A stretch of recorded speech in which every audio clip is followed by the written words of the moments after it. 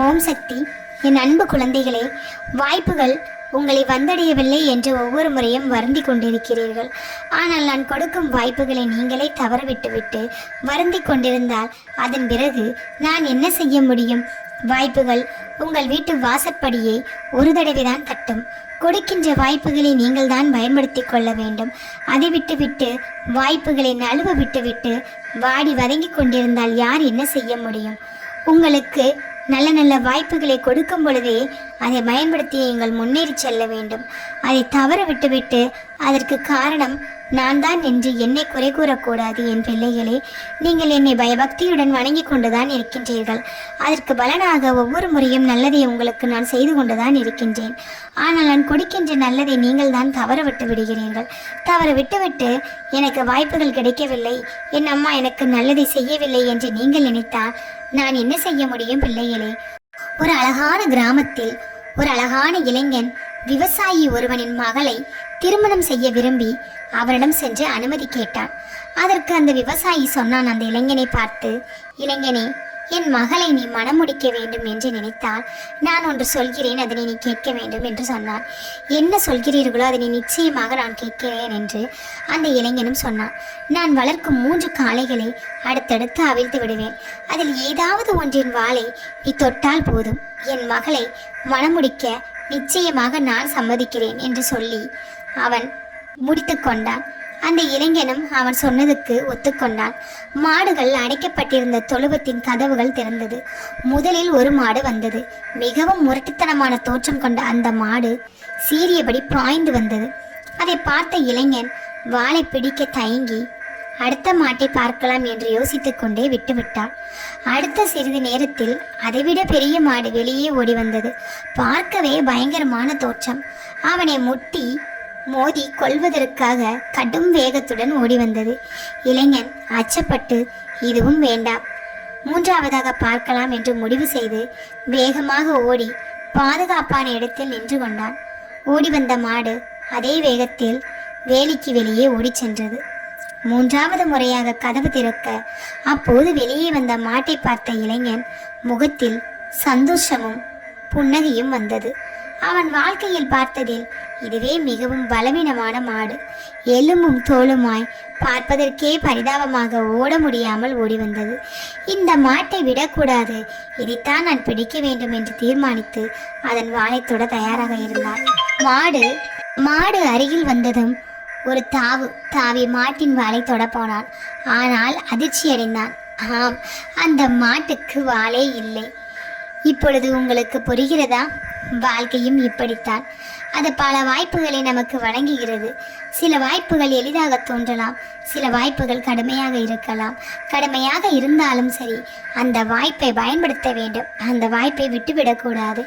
இது மாதிரிதான் உங்கள் வாழ்க்கையில் ஒவ்வொரு முறையும் நான் வாய்ப்புகளை கொடுத்து கொண்டிருக்கின்றேன். வாய்ப்புகளை தவறிவிட்டால் நான் என்ன செய்வேன்? என் பிள்ளைகளே, உங்கள் வாழ்க்கையில் முன்னேறுவதற்கு உங்கள் முன்பு இருக்கும் வழிகளை நீங்கள் தான் பயன்படுத்தி கொள்ள வேண்டும்.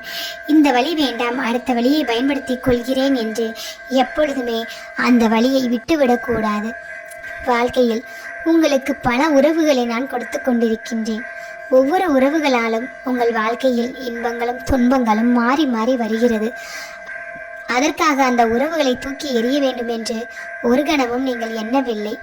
இந்த உறவுகளை சரி செய்து விட முடியும் என்று எண்ணிக்கொண்டு அந்த உறவுகளோடு நீங்கள் வாழ்ந்து கொண்டுதான் இருக்கின்றீர்கள்.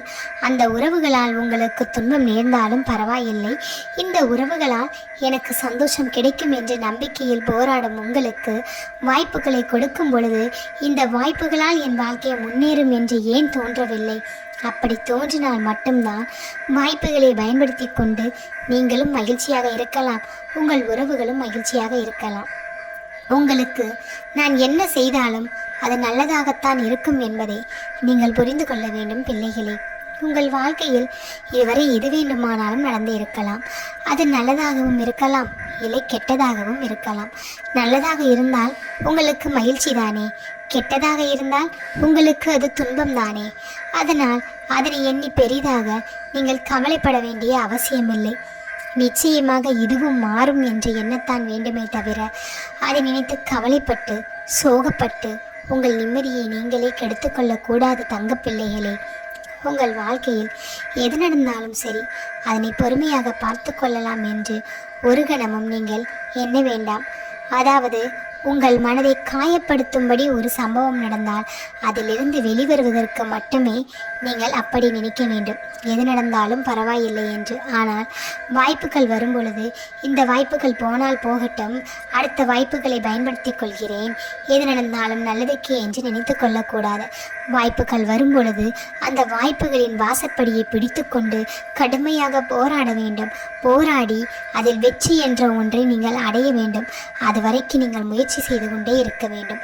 கடுமையான முயற்சிகளை செய்தால் மட்டும்தான் கடுமையான பலன் கிடைக்கும். பலன் கிடைத்தால் மட்டும்தான் வாழ்க்கை வளமாக இருக்கும். வாழ்க்கை எப்பொழுதுமே நீங்கள் நினைத்தபடி இருக்க வேண்டும் என்று நினைத்தால் சில கஷ்டங்களையும் பல தடங்கல்களையும் தாண்டி வந்துதான் ஆக வேண்டும். அதை கஷ்டம் என்று நினைத்தால் அது கஷ்டமாகத்தான் தோன்றும். அது சுலபமான ஒன்று என்று நீங்கள் நினைத்தால் அது சுலபமானதாகத்தான் தோன்றும். இனி உங்கள் வாழ்க்கை உங்கள் கையில். நான் கொடுக்கும் வாய்ப்புகளை நீங்கள் பயன்படுத்தி கொண்டால் உங்கள் வாழ்க்கை உங்களிடமே இருக்கும். இல்லை என்றால் உங்கள் வாழ்க்கை உங்களிடம் இருக்காது தங்கமே. அதனால் நீங்கள் நான் சொல்வதை எப்பொழுதும் போல கேட்டுக்கொண்டே இருங்கள். நான் சொல்வதை உங்கள் வாழ்க்கையில் பயன்படுத்தி வாருங்கள். உங்கள் வாழ்க்கையில் நிச்சயமாக முன்னேற்றம் என்ற ஒன்று நிலைத்து நிற்கும். அதற்கு உங்கள் சமயபுர அம்மா நான் பொறுப்பு.